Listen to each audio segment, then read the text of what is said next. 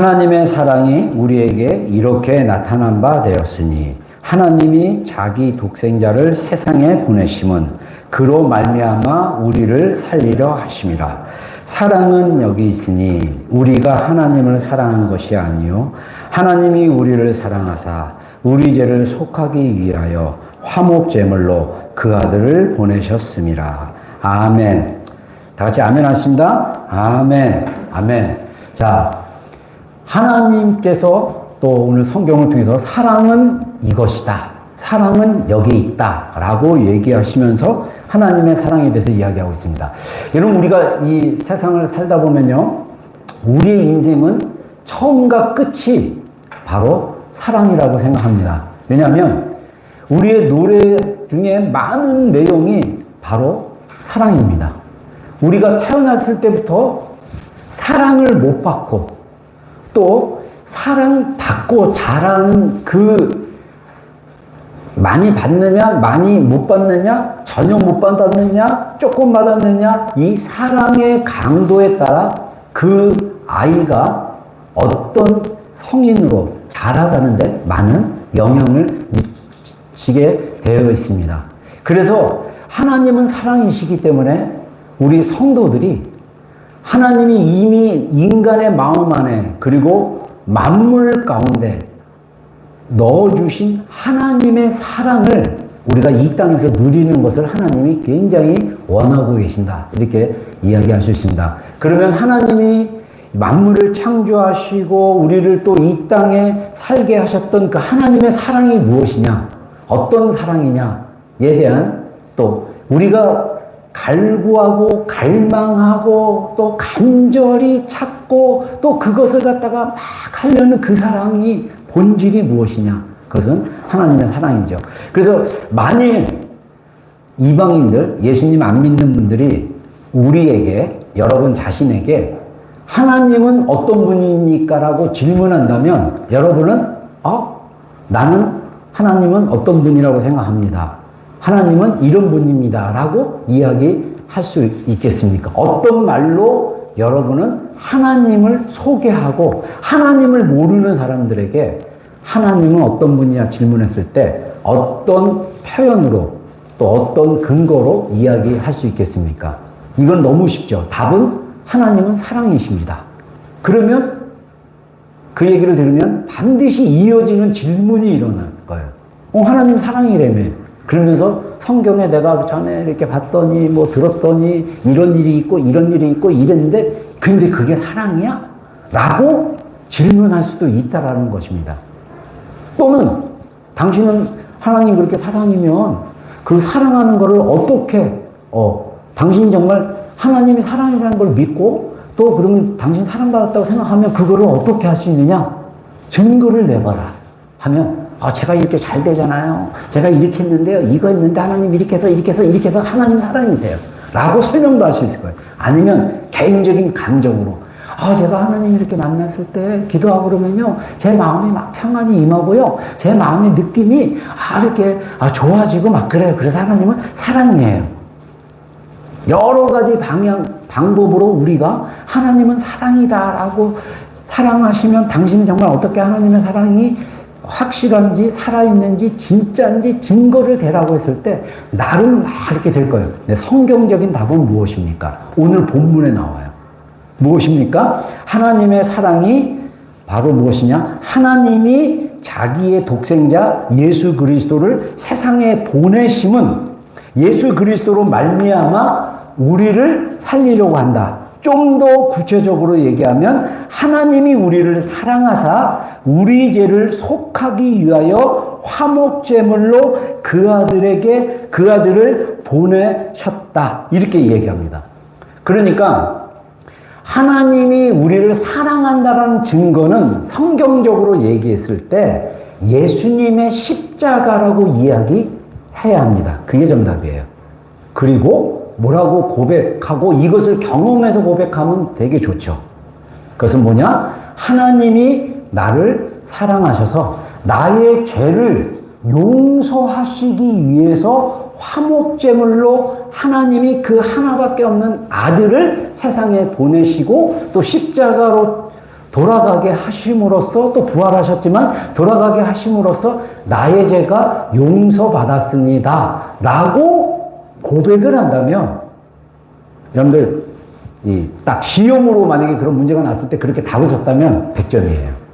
근데 중요한 것은 그게 내 마음속에 깊이 와닿지 않고 내가 그렇게 진짜 믿고 있는가 의심하는 경우도 많이 있다는 것입니다. 여러분 오늘 요한일서 4장 9절 10절 사실은 요한일서 4장에 계속 하나님에 대한 사랑 사도 요한이 요한복음을 썼지만 그리고 다음 서신서인 요한일서 그 다음에 2서 3서 그래서 4권 그 다음에 요한계시록 5권의 성경을 썼지만 요한일서에 계속 강조되는 주제는 바로 사랑입니다.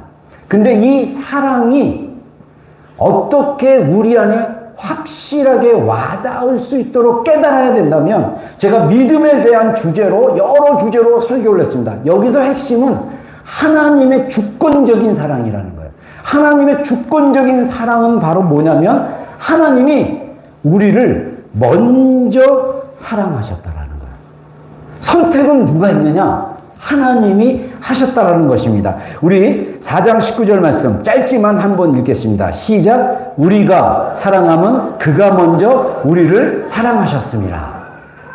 자, 우리가 하나님을 사랑하는 것은 내가 하나님을 선택하고 내가 열심히 믿고 내가 열심히 섬겼기 때문에 봐라. 증거는 바로 뭐냐? 내가 하나님을 사랑하고 있다는 증거다. 근데 우리가 기준이 되면요 굉장히 그 사랑은 약한 사랑이에요. 여러분 인간의 이 사랑을 믿습니까? 믿는다고 생각하시는 분들 꿈 깨십시오. 인간은 연약한 존재입니다. 인간은 변덕스러운 존재입니다. 인간은 일시적으로 약속은 했지만 영원한 약속을 지킬 수 있는 능력 자체가 없는 존재입니다. 그래서 연약하고 일시적이고 변덕스러운 나의 사랑의 기준으로 내가 하나님을 사랑한다라고 자랑한다면 그 사랑은 불완전한 사랑의 표현입니다. 정말 내가 하나님께 드리는 이 사랑이 진짜 사랑인 것을 고백하려면 그렇게 내가 믿고 정말 하나님을 사랑해서 드려지는 예배, 하나님을 사랑해서 내가 뭔가 섬기고 하나님의 마음 받아서 뭔가 하는 모든 것의 밑바닥은 뭐로 인식되어야 되느냐? 하나님이 먼저 나를 사랑하셨다는 사실을 이게 이 개념이 이 세계관이 완전히 내 안에 들어와야 돼요. 들어와서 이게 믿어지기 시작했을 때 내가 중심이 되고 내가 애쓰고 내가 열심히 내는 사랑이 아니라 하나님이 주신 그 사랑에 반응해서 섬기고 즐거워하고 사랑. 여러분 인간적인 사랑도 그래요. 예수님 마태복음 6장에 마태복음 5장인가 10장 갑자기 순간 헷갈리는데 예수님이 뭐라고 하냐면요. 이방인들도 이와 같이 하느니라 라고 말씀을 하시면서 산상수훈에 산에 올라가셔서 예수님을 만나고 말씀을 듣겠다는 많은 사람들을 향해서 유대인들이죠 대부분. 그들을 향해서 너희는 그와 같이 하지 말라. 기준은 뭐냐? 비교를 하세요. 이방인과 같이 하지 말라. 이방인은 뭡니까? 하나님을 모르는 사람들입니다. 유대 땅에 이스라엘 땅에 하나님을 모르는 많은 사람들이 살았습니다. 거기에 유대인들이 살고 있었어요. 그랬을 때 예수님은 하나님을 믿고 하나님을 따르는 선택받은 그 민족인 유대인들을 향해서 너희는 이방인과 같이 하지 마라. 그 중에 한 구절이 한 말씀 뭔지 아세요?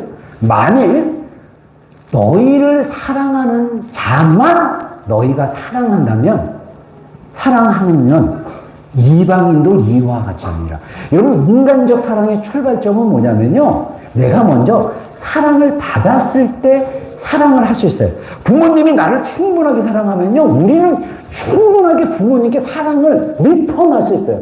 이상한 저기가 아니면 내 마음속에 왜 부모님의 사랑이 적고 부모님의 사랑에 대한 것이 잘 일어나지 않느냐? 그 마음의 깊은 곳에 부모님으로부터 충분한 사랑을 받지 못했기 때문입니다. 저도 그렇게 자랐어요. 저도 그렇게 자라가지고요. 제가 이 마포구 연미동 그때 이북에서 피난 오신 분들이 판자로 집을 지은 판자촌이 있었습니다. 그 판자촌에서 제가 태어나고 거기서 어느 정도 자랐습니다. 초등학교 1, 2학년 때까지 자랐나 그랬을 거예요.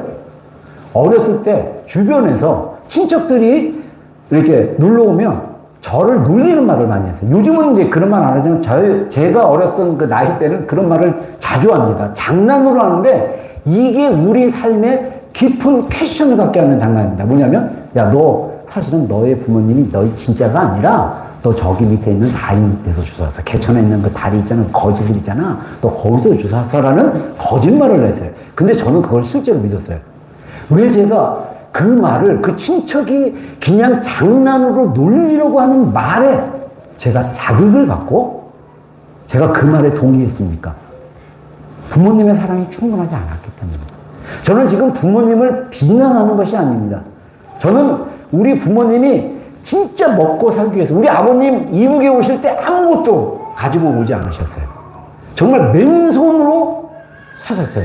그리고 황해도 연백이 고향이신데 연백에 사실은 결혼하고 자녀들까지 있는 상태에서 6.25가 터진 상태로 뭐 저희 그 아버님 제가 어렸을 때 잠깐 들었던 말은 그 휴전선이 있었지만 전쟁이 터지기 전에 휴전선으로 우르락 내락하는 게 이게 몰래 이렇게 밀수도 하고 막 이런 일들이 빈번했다고 합니다. 그래서 아버님이 돈을 벌면 그거를 갖다가 그때 당시 지폐로 동전 별로 없고 그랬을 때 지폐로 그 한 다발을 가지고 뭐 이렇게 들고 뭐 이렇게 했다 막 이런 약간 전설 같은 이야기를 막 하시고 그랬어요. 그러다가 전쟁이 터진 거예요. 그래서 이게 나중에 그 휴전선이 아니라 그때는 38선이라고 해서 38선 있을 때는 괜찮았는데 휴전선이 이제 딱 되고 나서는 북한의 가족들을 못 만나고 하니까 혼자 사시니까 이제 우리 어머니 만나서 결혼해서 저희 형제들을 낳습니다. 그런 환경 속에서 자랐어요. 근데 부모님은 여전히 어머니와 아버님은 여전히 먹고 사는 문제 때문에 막 열심히 사셨어요. 그러다 보니까 저를 잘 못 돌봤어요. 그러다 보니까 저는 충분하게 내가 사랑을 못 받는다고 생각하니까 이분들이 정말 내 부모가 맞나 이런 의심을 했는지 몰라요. 어린 나이에. 그 친척의 말 한마디에 제 의심이 확신이 왔어요. 그래서 제가 실행을 했습니다. 그 개천에 있는 다리 밑으로 가서 우리 부모님이 있는지 찾아봤어요. 근데 누군지 모르죠, 제가. 그리고 제 안에 거짓말이 다 심겨졌습니다. 엄마는 나를 덜 사랑해. 막 이런. 어떤 분이랑 얘기해보니까 예전에 교제할 때 어떤 사역자는 그러더라고요. 지방에서 사는데 자기는 부모님이 잘못 태어나서 입양됐다고 생각을 했대요. 그래서 진짜 부모님이 저기 시골에 살았는데 부모님이 부자인데 자기를 잠깐 잊어버려서 자기가 입양돼서 사는데 그 부모님이 언젠가는 나타날 거라고 초등학교 4학년, 5학년 때까지 생각을 했다는 얘기를 듣고 저도 깜짝 놀랐어요. 야, 나보다 더 이렇게 힘드셨던 분이 있구나. 여러분 어떻습니까? 우리 안에 이미 성경은 예수 그리스도께서 이 땅에 오신 것이 바로 증거다라고 말을 해요. 근데 많은 크리스찬들이 적지 않은 크리스찬들이 와닿지가 않는 거예요. 왜 와닿지 않냐? 하나님이 먼저 나를 사랑하셨다고? 이거는요, 제가 늘 성경을 얘기할 때 두 개 관점으로 얘기하는 것처럼 옛 언약과 새 언약의 차이점입니다. 옛 언약 안에서는요, 율법을 행함으로써 내가 의롭게 되려고 하나님이 이 첫 번째 언약은 물음 없이가 아니라 새로운 언약으로 대체되기 위해서 하나님이 옛 언약을 허락하신 거예요. 그래서 지난주일인가 제가 옛 언약, 새 언약 해가지고 여러 것으로 PDF 파일로 만들어가지고 여러분들 보내줬지만 옛 언약 때는 모세가 중보자가 돼가지고 돌판에 그걸 가지고 왔어요. 그리고 분명히 레위기에도 말씀하시고 성경에 말씀하시기로 이 말씀을 실행하지 않으면 너희는 죄를 짓게 될 것이다. 그래서 내가 살인죄를 안 해도 도둑질하면 죄를 짓는 거고 심지어 예수님은 뭐라고까지 얘기하냐면 성경에 간음하지 말라는 말씀이 있지만 너희 마음속에 여자를 보고 음욕을 품으면 이미 그 마음은 간음은 아닙니다. 우리의 생각으로 이미 죄가 지어진다까지 계속 얘기를 하는 거예요. 근데 이 구약의 옛 언약 안에서는 동물의 피로 계속 그 죄를 용서받게 됩니다. 실제로 제사장이 있어야 되고, 그리고 내가 바치는 동물이 있어야 되고, 그래서 제사장이 그 피를 보고, 그 피의 언약을 왜 동물로 하셨느냐?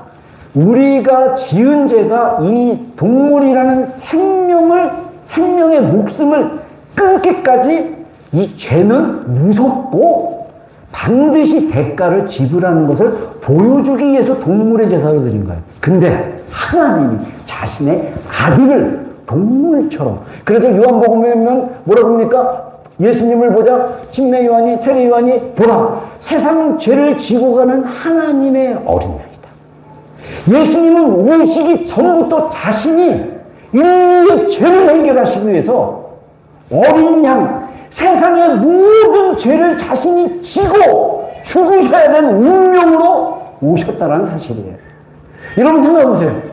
부모님이 우리를 살리기 위해서, 내가 막 불치병에 걸려갖고 간이 없고 막 어디 없어서 이거 이식 받지 못하면 죽어요. 근데 부모님이 스스로 자신의 심장을 내어주고 자신의 간을 내어주고 돌아가시고, 내가 그분의 심장이나 이 장기를 받아서 내가 다시 살 수 있다면, 여러분 부모님이 돌아가시기 전에 그분이 나에게 사랑으로 보여준 그 헌신의 희생을 내가 내 몸 안에 그걸 담아놨다면 우리의 삶이 이전하고 똑같겠습니까? 완전히 다른 인생을 살게 되죠. 우리의 삶이 너무 하나님의 사랑에는 체험이 없어요. 가장 중요한 우리의 죄의 문제를 해결하시기 위해서 예수님께서 화목제물로 드려진 것조차도 모르고 있다는 것입니다. 여러분 아까도 얘기했지만 하나님을 우리가 사랑할 수 있는 능력과 그 힘과 반응은요, 하나님이 먼저 나를 사랑하셨다는 사실을 깨달으셔야 돼요. 내가 주체가 돼서 내가 사랑하고 내가 그 안에 하나님의 사랑이 없다면 모든 것이 나에게 아무 유익이 없습니다. 그래서 고린도전서, 성경의 사랑으로 가득 채운 고린도전서 13장에 뭐라고 합니까? 만일 내가, 사도 바울의 고백입니다. 내가 믿음으로 산을 옮길 수 있고 내가 예언하는 능력이 있어도, 그리고 내가 방언으로 1만 마디 방언으로 방언해도, 내가 천사의 말을 해도 내게 사랑이 없으면 내게 아무 유익이 없느니라. 여러분 우리 인생에 사랑을 빼면 모든 것이 제로가 되는 인생입니다. 모든 힘의 근원, 우리의 삶의 존재의 목적은 다 사랑을 위해서예요. 사랑하고 사랑받기 위해서. 이게 안 되기 때문에 우리의 삶이 많이 고통스러운 거예요. 결국은 돈 문제 같지만 그 밑에 가면 사랑이에요. 인간관계 같지만 그 밑에 가면 사랑입니다. 미래에 대한 문제 같지만 그것에는, 그 깊은 데서는 불안과 염려의 근원은 뭐냐면 내가 사랑받고 안전하다는 것을 경험하지 못했기 때문에 우리가 계속 고통스럽고 괴로움 속에 있는 것입니다. 그래서 기억하십시오. 이거를 우리 마음속에 깊숙이 새겨놓으셔야 돼요. 이 말씀이 내 안에 들어와야 됩니다. 우리가 하나님을 사랑하면 그가 먼저 우리를 사랑하였습니다. 할렐루야. 여러분 하나님이 먼저 사랑하신 거예요. 여러분 그 관점으로 여러분의 삶을 한번 되돌아보세요. 여러분들이 한국 사람 되고 싶어서 한국 사람 됐습니까? 여러분들이 여자가 되고 싶고 남자가 되고 싶어서 됐습니까? 하다못해 나의 키가 이렇게 작고 크고 체질적으로 살이 찌고 마르고 하는 게 여러분의 선택입니까? 타고난 거죠. 타고났다는 건 뭡니까? 하나님이 그런 모양으로 그런 유전자를 가진 부모님 안으로 태어나게 하신 거예요. 그러나 우리의 마음은 언제든지 새롭게 할 수 있습니다. 몸은 마음을 따라가게 돼 있어요. 그래서 우리의 마음이 새로워지면 키가 작아도, 나폴레옹 키가 엄청 작은 분입니다. 여러분 키가 작은데 위대한 일들을 해냈던 분도 있어요. 연약한 여자 같지만 성경에 나온 것처럼 드보라 라합, 이 성경의 여인들도 여인으로 태어났지만 하나님의 큰 통로가 돼서 큰 일을 하는 것들을 우리가 볼 수가 있습니다. 중요한 것은 나의 삶의 전환점을 가져오게 한다는 건 뭐냐면 하나님이 먼저 나를 사랑했다라는 사실이 내 안에 완전히 장착돼야 돼요. 세상은 유혹이 굉장히 많아요. 세상은 큰 소리로 거짓말을 합니다. 네가 사랑받는 존재라고 이렇게 비웃어요. 안 느낍니까? 비웃고 있어요. 그러면서 큰 소리로 집요하게 얘기합니다. 네가 진짜 사랑받는 존재야? 부족해. 노력해봐. 돈 벌어봐. 보여줘. 사람들에게 보여줘야지. 이건 마귀의 유혹입니다. 우리가 보여줄 필요가 없어요. 그냥 믿으시면 돼요. 나는 사랑하는 존재로 태어났다. 할렐루야! 자, 따라하겠습니다. 나는 하나님의 사랑을 받는 존재로 태어났다. 여러분, 예수님을 모르는 분들이 그렇게 생각한다면 그건 정상이에요. 그건 굉장히 정상적이에요. 왜냐? 진짜 사랑을 모르기 때문에. 근데 우리가 교회를 다니고 하다못해 3대째 믿음을 믿고 또 목회자의 자녀고 임직자의 자녀고 모태신앙이고 다 필요 없어요. 중요한 것은 내가 진짜 무엇을 믿냐는 거예요. 하나님이 먼저 나를 사랑하셨다는 사실. 나는 사랑받는 존재로 살아있다는 사실.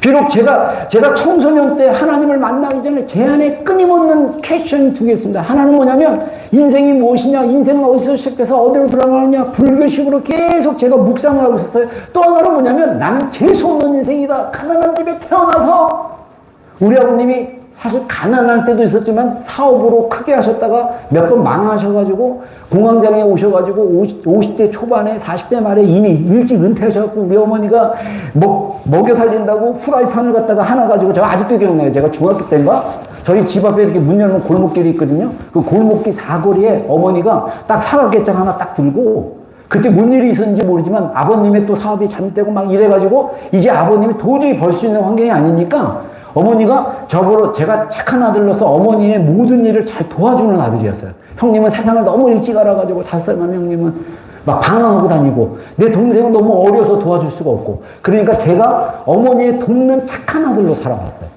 그래서 사과개짝 닦아주고 가고 또 이게 채소가게 가가지고 고구마 사가지고요.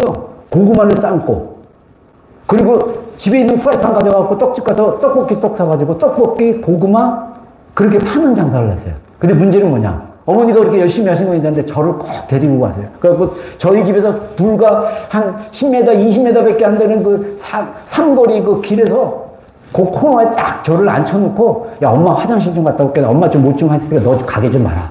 거기서 그럼 제가 가게를 봅니다. 후라이팬에 떡볶이 있고요. 옆에 고구마 몇 개 있고요. 근데 여자애가 딱 오더니 어린애가 딱 오더니 오빠! 그래서 저한테 말을 자꾸 거는 거예요. 그래서 제가 얘기를 해줬죠. 근데 걔는 이제부터 저는 별명이 뭐냐면 고구마 오빠예요. 고구마를 파는 오빠. 근데 제가 되게 창피했어요. 그리고 제가 중학교 때, 고등학교 3학년에 하나님 만나기 전까지 정말 나는 재수가 없는 겁니다. 왜 이렇게 가난한 데서 태어나냐? 왜 나는 이렇게 지치고 힘든 데서 그냥 이렇게 고생하고 사느냐?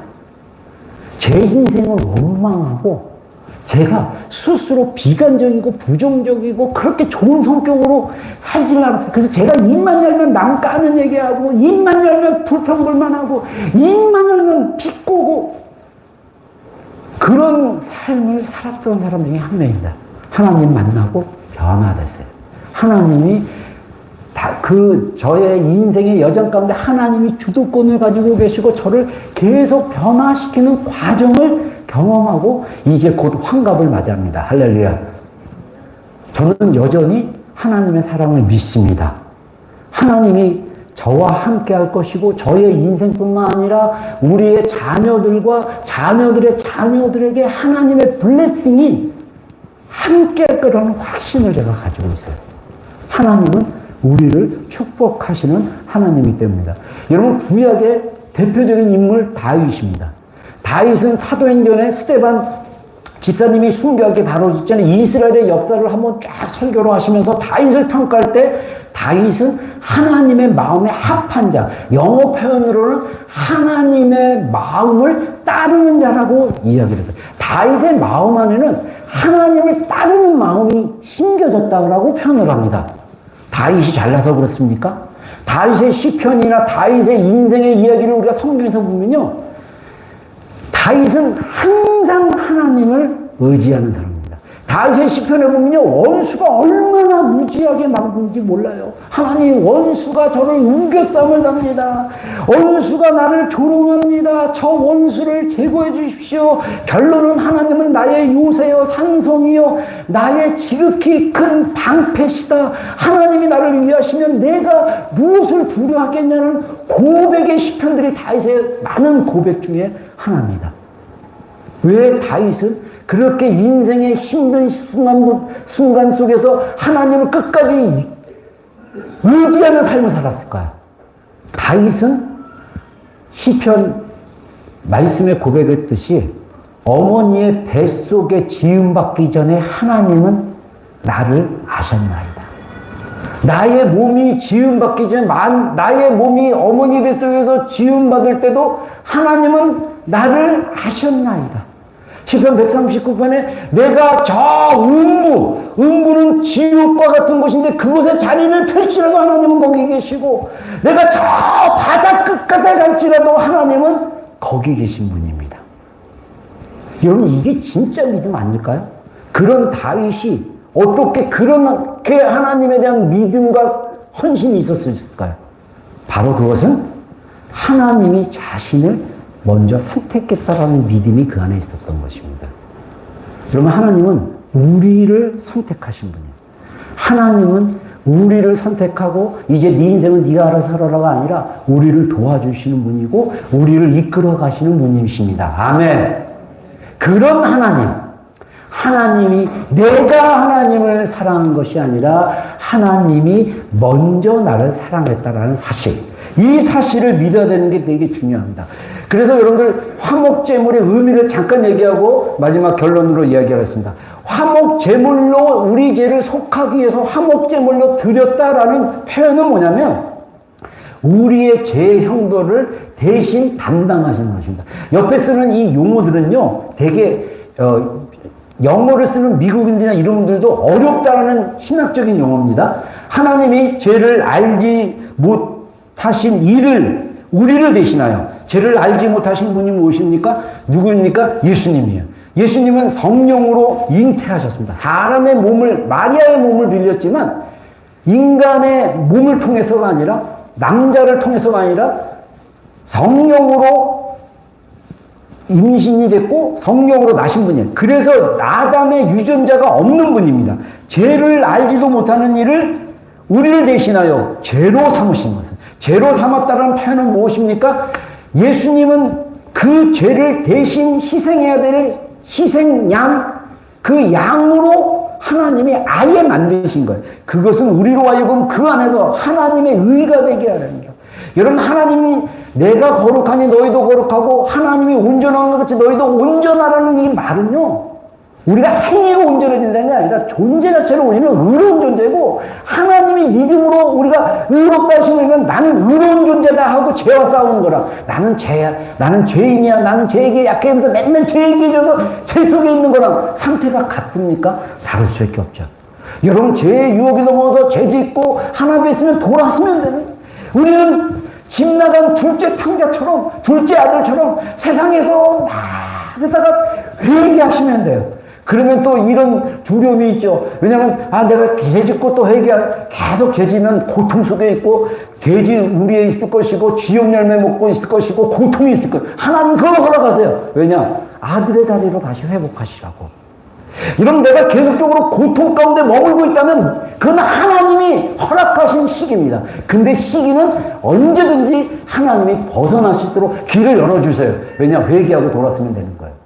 회개하지 않았기 때문에 여전히 고통스러운 거예요. 회개하지 않기 때문에 우리의 인생의 어려운 것들을 감당 못할 정도로 힘들고, 회개하지 않기 때문에 우리가 예수님의 화목제물이 이미 우리의 이 죄를 대신했다라는 이 화목제물로서의 컨셉을, 죄를 대신했다라는 것을 믿었을 때 우리가 예수님, 하나님이 나를 위해서 이렇게 하셨다는 것을 믿을 수 있는 것입니다. 두 번째는 뭐냐면 하나님의 진노를 가라앉히는 거예요. 우리 함께 읽겠습니다. 로마서 3장 25절 시작.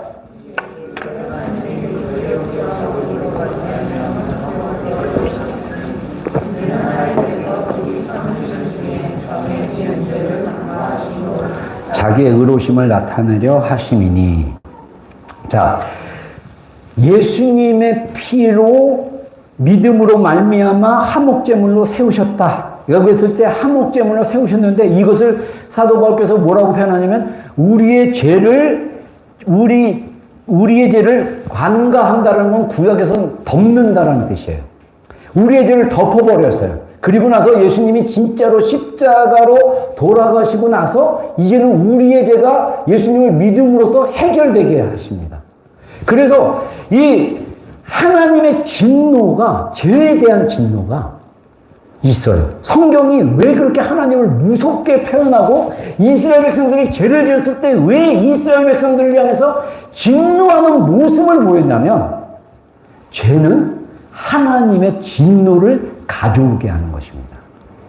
그래서 하나님의 진노를 누가 대신 받았냐면, 저주를 누가 받았냐면 예수님께서 받으신 거예요. 그래서 갈라디아서에 레위기에 말한 것처럼 나무에 달려 죽은 자는 저주받은 자다라고 한 것처럼 하나님의 죄에 대한 모든 진노의 저주를 나무에 달려서 돌아가신 예수님이 다 받으신 거예요.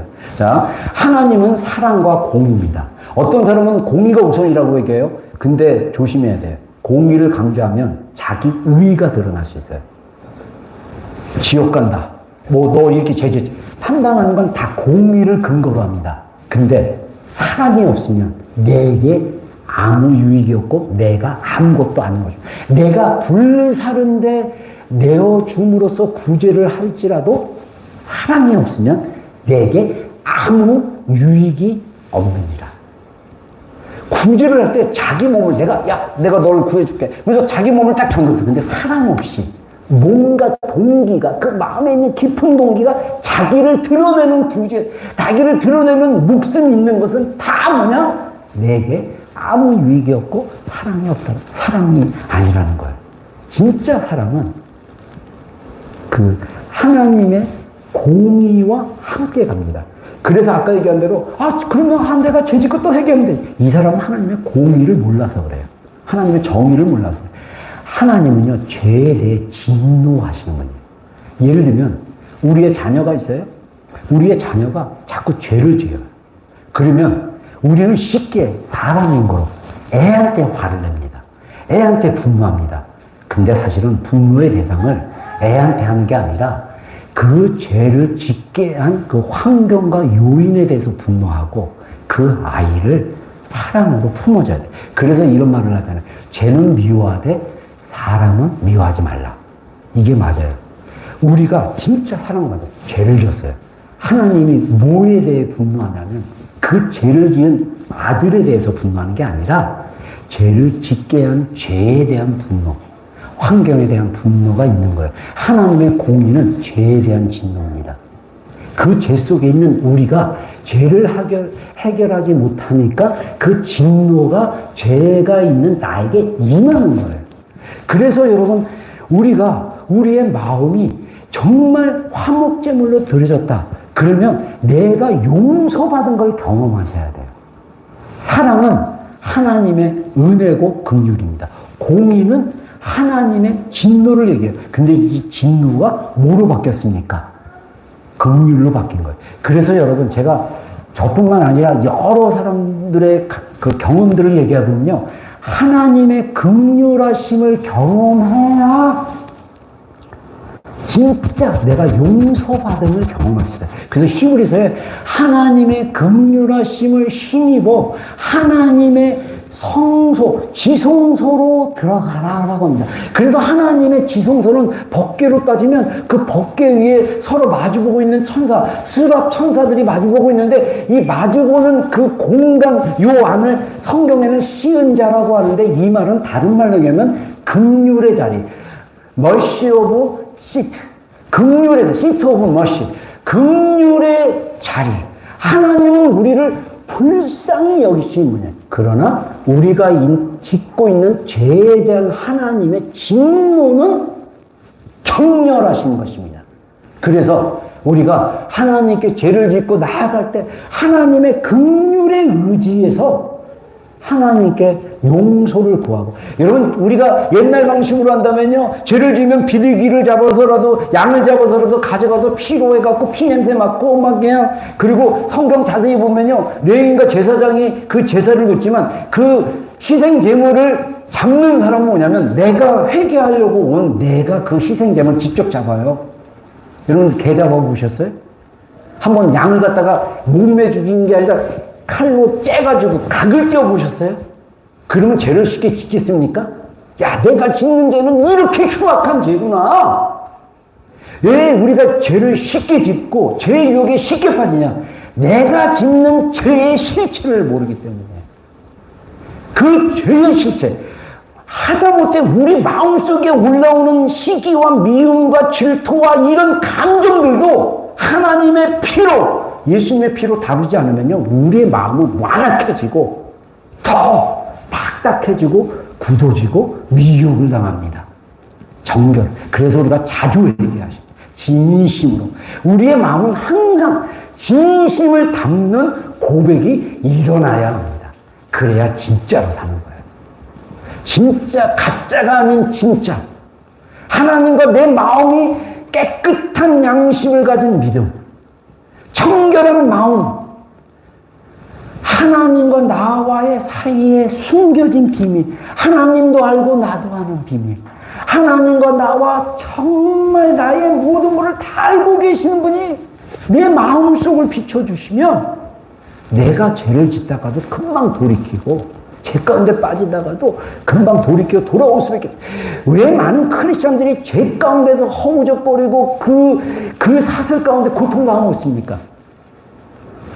그리스도의 사랑이 경험되지 않고 그 사랑의 능력을 모르기 때문에 그럴 수 있다는 것입니다. 그래서 공의는 하나님의 죄에 대한 하나님의 진노로 표현하는데 그것을 하나님이 사랑으로 덮은 것입니다. 우리를 불쌍히 여기셔서. 자, 따라하겠습니다. 나는 하나님의 긍휼히 여김을 받는 존재다. 여러분, 자기를 불쌍하게 여기세요. 애쓰는 여러분의 삶은 내가 사랑받으려고 막 애쓰고 있어. 내가 막 누구한테 이래가지고 나 괜찮지 막 이거 애쓰는 모습 보면요, 좀 불쌍히 여기면 주님의 마음이 느껴져요. 아, 불쌍하구나. 왜 이렇게 애쓰며 살지? 이렇게 보셔야 돼. 눈이 열려야 되는 것입니다. 그리고 이 화목제물은 뭐냐? 하나님과의 관계 회복이라는 거예요. 자, 골로새서 3장 20절 한번 읽겠습니다. 시작. 그의 십자가로 피로 화평을 이루사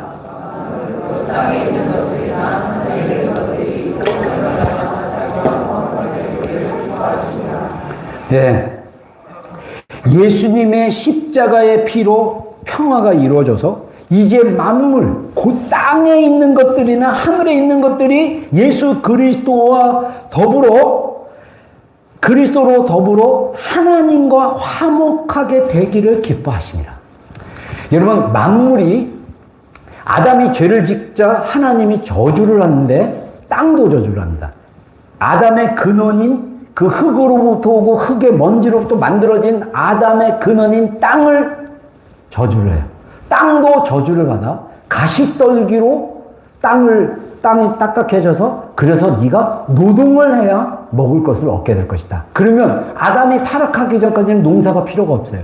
하나님이 사시사철 풍성하게 주신 과실과 그걸로 먹어야 돼요. 먹는 삶인 거예요. 근데 죄가 들어옴으로 이제는 아담이 그래서 하늘과 땅에 영계가 바뀐 거예요. 그래서 에베소서 6장에 공중의 권세 잡은 자, 정사와 그 권세, 어둠의 권세가 이 어떤 영역에서 하늘을 붙잡고 있고요. 그래서 많은 종교들 고대 시대로 가고 지금도 마찬가지지만 영적인 이 마귀가 그 영토를 점령해서 사상을 사로잡고 대표적인 마귀의 활동 중에 하나가 먼저 저는 히틀러의 사상이라고 생각해요. 히틀러가 게르만 민족은 가장 우수한 문제이기 때문에 유대인들을 학살하고 더 나가서 제가 히틀러에 관련된 영화를 보다 보면요, 쇼킹해요. 게르만 민족에는 우수한 유전자가 있기 때문에 아리안이라는 그 족인데 장애인이 있을 수 없다. 그래서 실제로 자기 독일의 그 국민의 자녀들을요, 병원으로 다 뺏어가가지고 거기서 실험을 다 했어요. 장애인들이 있으면 안 돼요. 여러분, 이렇게 무서워. 인간의 사상은 누가 주냐? 이 마귀가 잘못된 생각을 가지게 하는 거예요. 어둠의 것들은 다 마귀로부터 온 거예요. 어둠의 영향력들은 내가 미움을 가졌다. 이거는 하나님부터 온 게 아니에요. 타락한 나의 본성이 어둠에 익숙하기 때문에 미움이 자동적으로 나오는 거예요. 내가 시기가 나고 막 음란한 마음이 들고 저거 가지고 싶고 그래서 뺏고 싶고 훔치고 싶고 이런 마음들은 다 어둠의 영역들입니다. 우리가 빛의 자녀로 나오셔야 돼요. 빛의 자녀로 우리의 마음을 새롭게 해야 됩니다. 우리가 어둠에 머무르면 어둠의 사녀같이 살아가게 돼요. 우리는 빛의 자녀예요. 하나님의 빛. 빛이 이 땅에 오심에 어둠 속에 있는 사람들이 빛으로 나오더라. 할렐루야. 여러분, 하나님은 빛이에요. 그래서 우리의 마음이 선한 마음과 빛으로 채우셔야 됩니다. 하나님의 마음이 선한 마음과 선한 생각으로 채우셔야 돼요. 그래야 우리 마음속에 빛이 가득하게 되는 것입니다. 그래서 결론으로 우리가 하나님을 사랑하고 있다는 강력한 증거가 뭐냐는 거예요. 4장 11절로 12절 한번 읽겠습니다. 시작.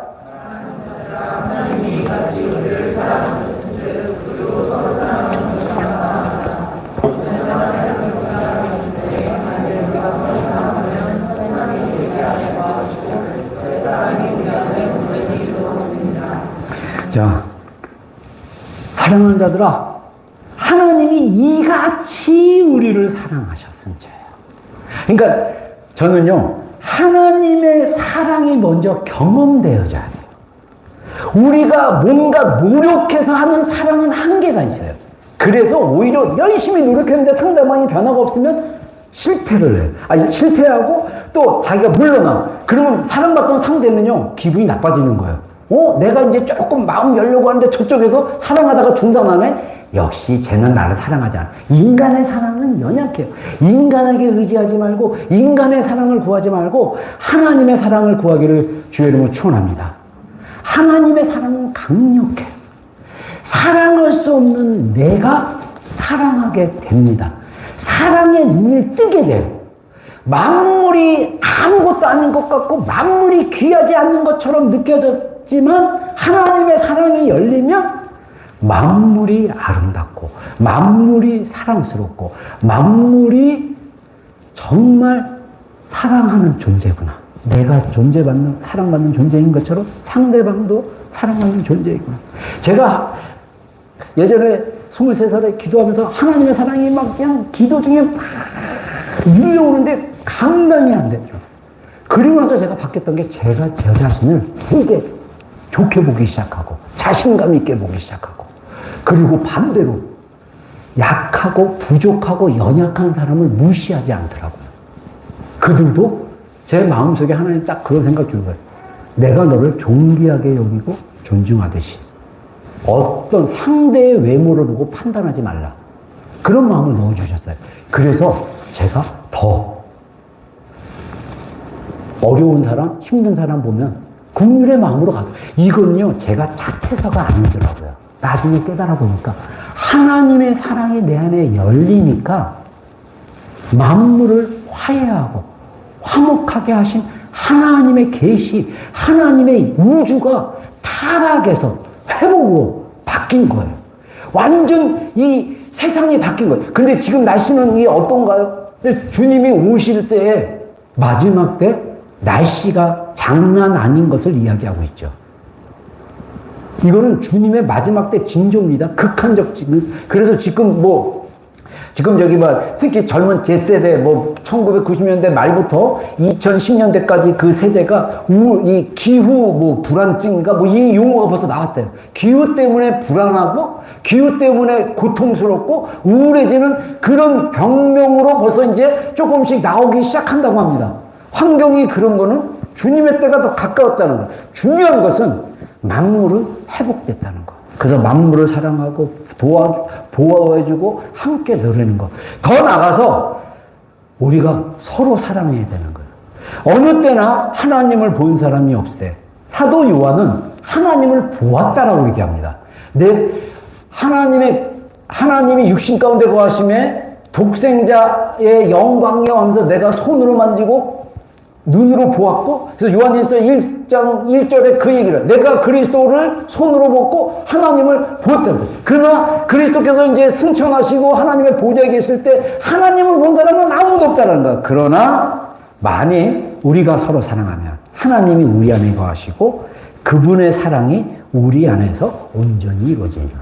진짜 가짜 사랑 말고 내가 원하는 이기적인 사랑으로 다른 사람을 조종하고 내가 원하는 사랑으로 그걸 받아내려고 막 그렇게 남을 이렇게 하는 그런 사랑 말고 진짜 사랑, 온전한 사랑, 그 사랑으로 우리가 서로 사랑했을 때 우리 안에 하나님이 거하시는 것을 우리가 알 수 있다. 성경은 이야기하고 있습니다. 먼저, 그래서 다시 한번 강조합니다. 먼저 내 자신이 하나님의 사랑을 입은 자인 것을 믿으셔야 돼요.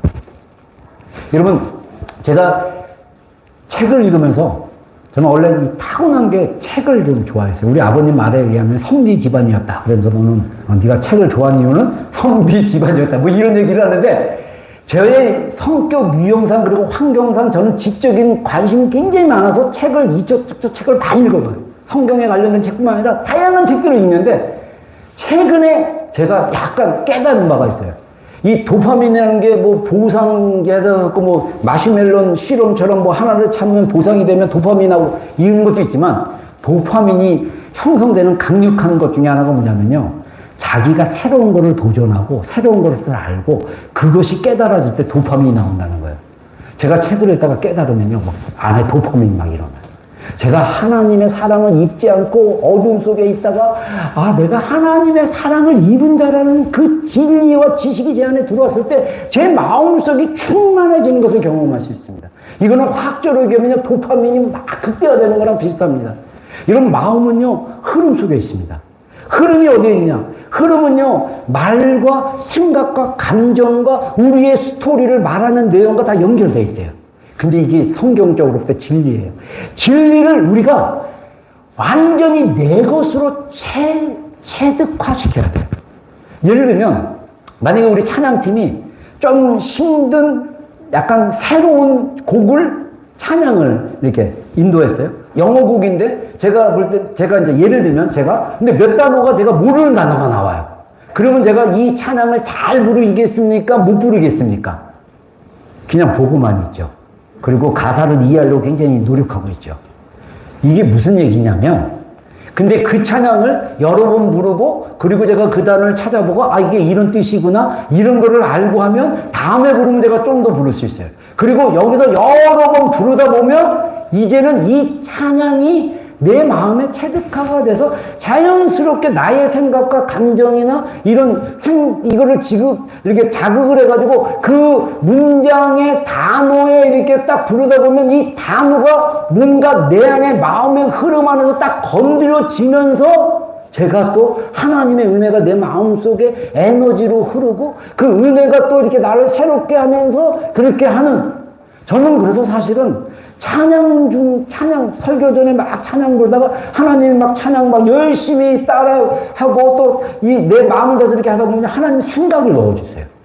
뭐를 이렇게 설교든 뭐든 생각을 새롭게 하는 그런 것들이 있었습니다. 그래서 저는 실천 사항으로 하나, 진리를 말로 선포하고 고백하라는 거예요. 하나님의 말씀이 익숙해져야 돼요. 화목제물, 이것이 하나님이 우리의 죄의 형벌, 나의 근원적인 죄를 대신 해결하신 거고, 또 이 화목제물은 바로 뭐냐? 하나님이 죄에 대한 하나님의 진노를 표현하는 거고, 그리고 세 번째로 화목제물은 하나님과 화해하도록 하시는 이 위해서 화목제물로 오셨구나.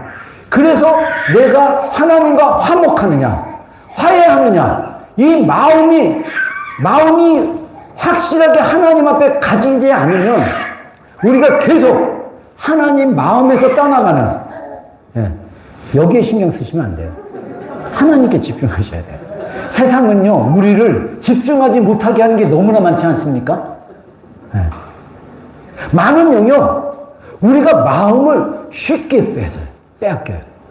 마음이 쉽게 외부적인 환경으로 빼앗겨요. 근데 외부적인 환경으로 빼앗긴 것만인지 아십니까? 우리의 생각의 흐름이요, 우리의 그것을 다 빼앗고 할 수밖에 없다는 것입니다. 이루어라. 자, 서준이를 이게, 네. 자, 서준이를 보지 마시고, 자, 그래서 우리가 하나님의 그 마음, 하나님의 말씀의 진리가 우리 마음 안에 흐르도록 연습하는 게 필요해요. 연습. 이게 경건에 이르는 연습이고, 에베소서 말씀에 의하면 옛사람을 벗어버리고 새사람을 날마다 입는 훈련이에요. 습관을 들이셔야 돼. 말씀을 읽고 기도하는. 그리고 또 하나, 제가 이번 주 우리 금요 오픈 워십에 또 설교를 하지만 한 달에 한 번, 제가 지난달에 이렇게 기도하다가 마음을 받은 게, 기도를 좀 가르쳐야겠다. 다시 기도를 좀 가르쳐야겠다. 기도는요, 굉장히 중요합니다. 기도는 하나님과의 대화뿐만 아니라 기도의 근원적인 건 하나님과 연결돼야 돼요. 그러니까 우리가 하나님과 연결되지 않으면 기도하기가 되게 힘들어요. 애를 써야 돼요. 저도 예전에 애를 쓰면서 하나님께 은혜 받으려고 애를 엄청 쓰면서 기도를 했어요. 근데 하나님과 연결되니까 기도가 더 쉬워졌어요. 제 안에 올해 지난주 금요일 날 사모가 이제 저희 집에서 차로 1분, 2분 거리에 한인교회가 하나 있습니다. 근데 그 목사님이랑 이제 여자 목사님인데 알게 돼가지고 친해져서 그 여자 목사님 우리 사모한테 와서 새벽 기도 참석해라. 이렇게 해서 제가 우리도 한번 가볼까? 그러더라고요. 그래서 저는 아침에 1시간 묵상 기도를 따로 이렇게 혼자 침묵 기도를 하지만 제 안에 그 말을 듣고 제가 생각을 해보고 제 마음속에 올해 하나님이 구하고 찾고 문을 두드리라고 말씀하셨는데 내가 이거를 좀 더 구해야겠다. 제가 지금 또 구하는 것은 뭐냐면 빠른 시일 안에 이게 올해가 될지 내년이 될지 우리가 기도의 집 공간 하나 진짜 있어야 되겠다. 그래서 그 공간 안에서 사람들이 모여서 예배하고 계속적으로 중보하고 예배하는 일들이 계속 일어나야겠다라는 마음을 받았는데 이게 구하고 찾고 문을 두드려야 되는 거예요. 하나님의 제점에는 아무 문제가 없어요.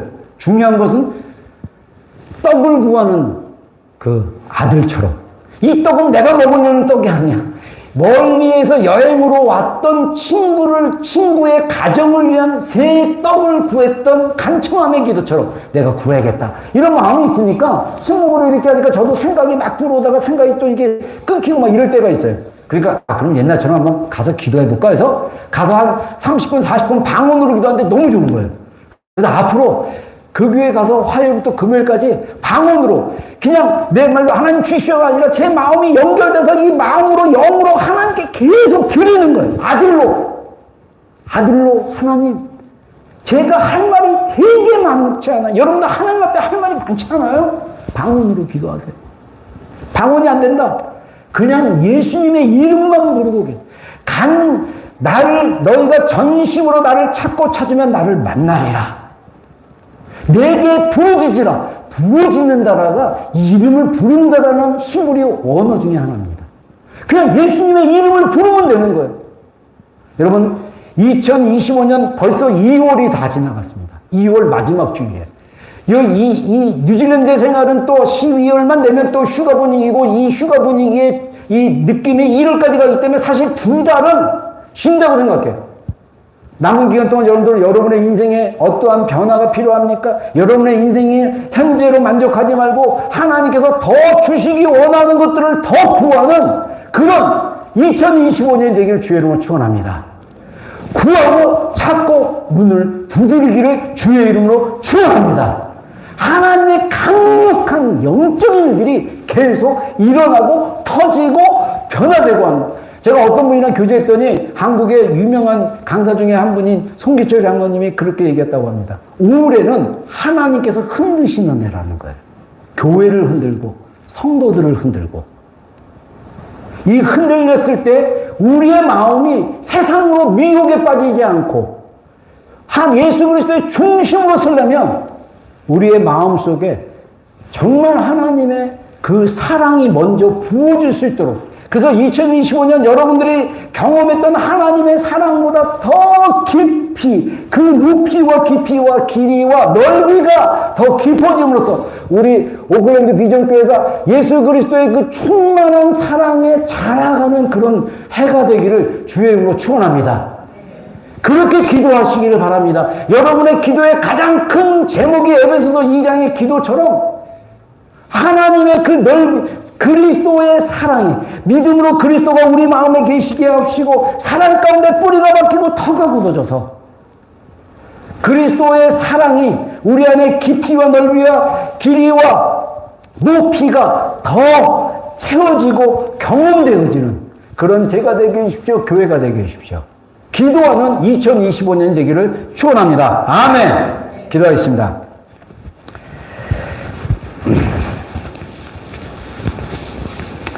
여러분, 올해 여러분들이 구하는 기도 제목이 무엇입니까? 소망이 무엇입니까?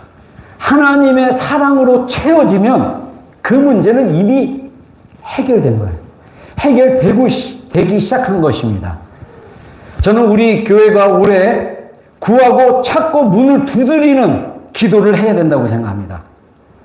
작년과 비슷한 신앙, 재작년과 비슷한 신앙이 아니고 그냥 그대로인 신앙이 아니거나 퇴보하는 신앙이 아니라 이제는 하나님께서 이 땅을 흔들기로 결정하셨다라는 어떤 사역자의 말처럼 올해는 많은 것들이 흔들리게 될 것입니다. 그랬을 때 우리 마음의 중심에 그리스도의 사랑, 하나님의 사랑, 이미 진리로 우리로 하여금 계속적으로 얘기하고 있는 하나님이 먼저 나를 사랑했다라는 그 주권적인 하나님의 사랑, 그 사랑이 우리 마음속에 부어지게 해달라고, 우리 교회 가운데 부어지게 해달라고, 더 나아가서 이 오클랜드에 있는 교회 가운데 부어지게 해달라고 기도하는 한 해가 됐으면 좋겠습니다. 우리 받은 말씀 생각해서 5분 정도 우리 또 기도로 나아갑니다. 주님의